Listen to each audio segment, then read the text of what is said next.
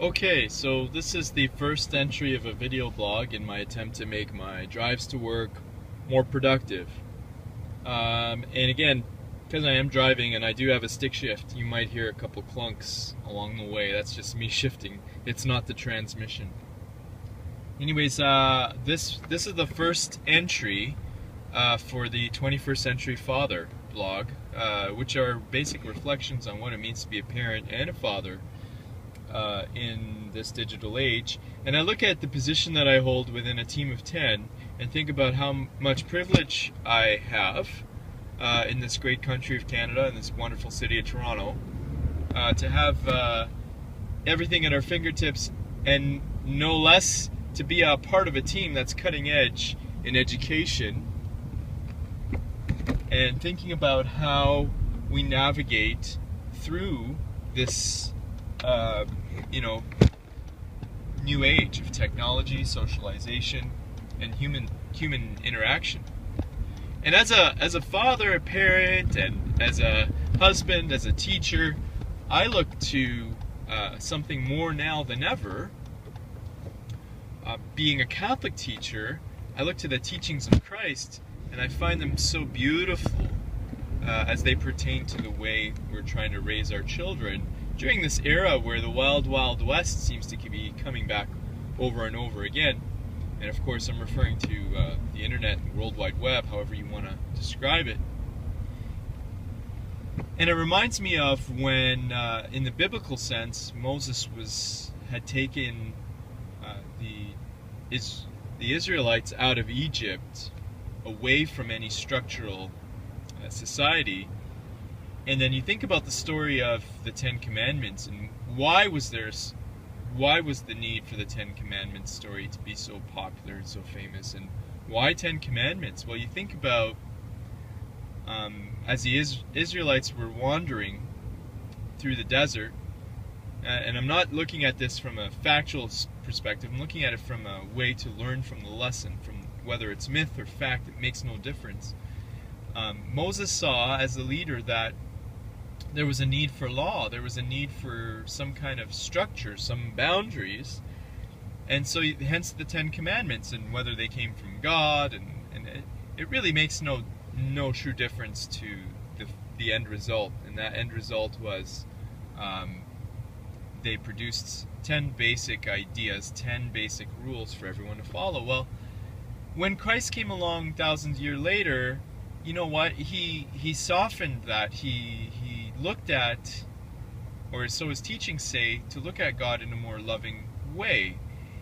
And really, if you look at the teachings of Christ, especially here in Ontario, where we're lucky enough to have publicly funded Catholic schools, you see that the basic tenets of human interaction, the goodness of humanity, really come out in his teachings.